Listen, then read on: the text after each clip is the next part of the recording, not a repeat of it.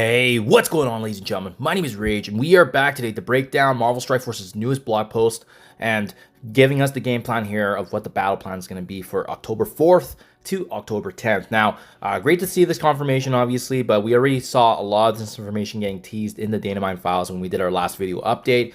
So now just to get that confirmation and provide that information for you guys. So first and foremost, we'll start with the Phantom Rider Battle Pass. Remember, if you've been completing these Battle Passes all the way to the max, there should be usually 40 shards in each Battle Pass. So the third version and third running of this respective Battle Pass is coming up. So most folks are going to be able to have Phantom Rider completely free to play, unlocked through the Battle Pass here. So that would be something to look forward to. You're building up the Secret Warriors team for War. Now keep in mind, I am completely skipping this team, guys. I have zero interest in them. Yes, they're formidable, but they just don't do anything else for me outside of the game mode. And after we spent a ton of gold with this respective ISO 8 leaderboard event that we had last week, I mean, I am in conserve mode right now and being mindful of what I want to do. But again, there's also more information on the next leaderboard, so we'll touch base on that as well. A Broken King week 10.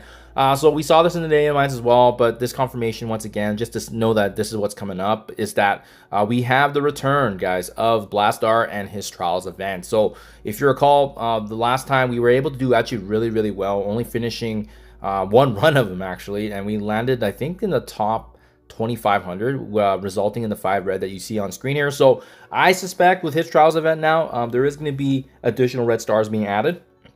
It's going to be more shards available, and they're probably going to be returning that leaderboard format. But keep in mind, they are likely pivoting over and trying to include more nodes and switching that up to add a little bit of zest to that. So typically in the past, though, when we were able to do it, we were able to leverage Fantastic Four MCU and then key members of Hellfire Club as well to take advantage of that limited time event. So that's something to look forward to. That's going to be the big one next week. If there's any changes, I'll make an update for you guys, obviously. But it was a pretty straightforward event because most folks having Fantastic Four, we're able to plow through a lot of those nodes, and then obviously you can use both BLASTAAR and Quasar for the event. So that was actually a huge bonus add there.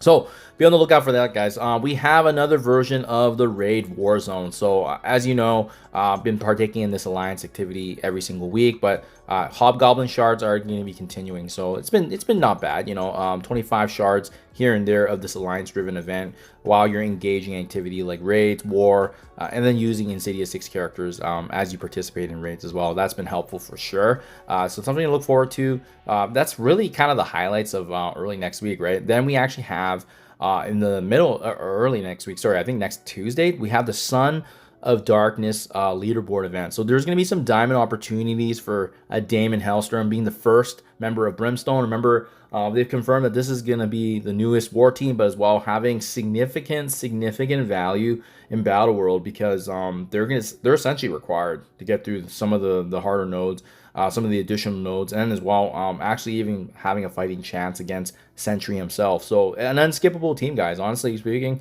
That's why I am fully hoarding my antimatter right now, because once they get added as the last finale here for the Chapter 2 antimatter store, I'm fully farming them up and trying to maximize on the character shards I can take advantage of there. But with this respective leaderboard event, guys, it is in fact going to be a power core spending event. So in case you guys missed the blog details, I have this information here.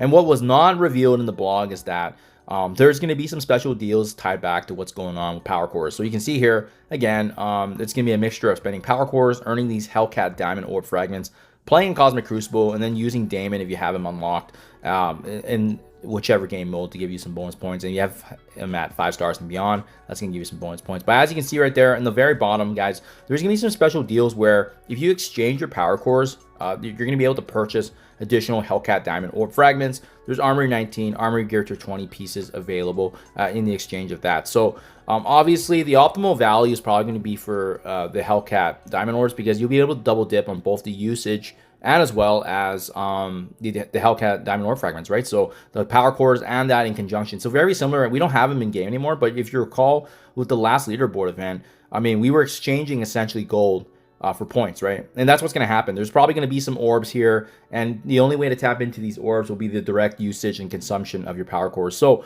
that's something to consider, guys. The other thing to consider as well is we actually have the update here that Living Mummy, he is in fact joining the game next week too, and that I believe is on the Friday. So having said that, if you wanted to wait until Friday, you can double dip in the event by using power cores to open for orbs for Living Mummy, and then that way you're gonna actually be able to, you know, get shards of Living Mummy in addition to obviously adding more points to the event.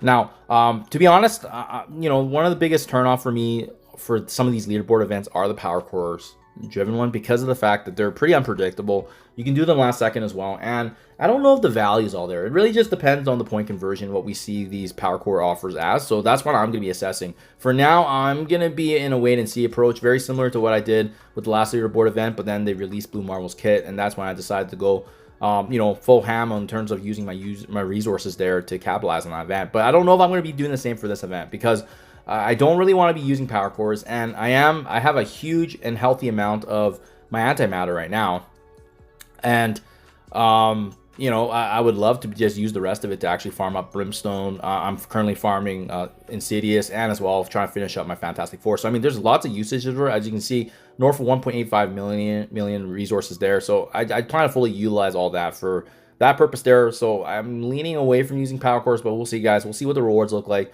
We'll see how much this also changes from what we saw in the ranked leaderboards of the previous week, right? So that's obviously going to be a factor there as well. But yeah, just wanted to bring that information to your guys' reference. Just know that there's going to be some specific deals tied back to the offers. So keep an eye out for that, because it could be limited, or it could be a little bit hidden, which is kind of, you know, Scopely style of, you know, making sure that the general you know, populace doesn't always know what's going on, especially when we saw this event going live last week.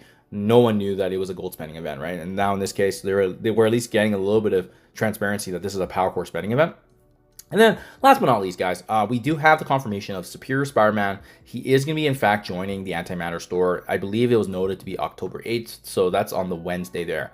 So there you guys have it. Lots going on, but we'll keep busy with the BLASTAAR trials. We'll have the introduction of a new leaderboard event, and that's what's going to be happening now, guys. Back-to-back leaderboard events, because they want to keep on monetizing everything and building up obviously the hype here for Blue Marvel, his ultimate release, and then how much of a game changer he is going to be. And don't forget, Sentry and Battle World 2.0, that is also right around the corner as well. So plenty of things to look forward to, guys. Do let me know what you think in the comments below. Are you guys pumped? Are you guys not? What are you looking forward to in the game? Check below, and I'll catch you guys in the next one. Thank you.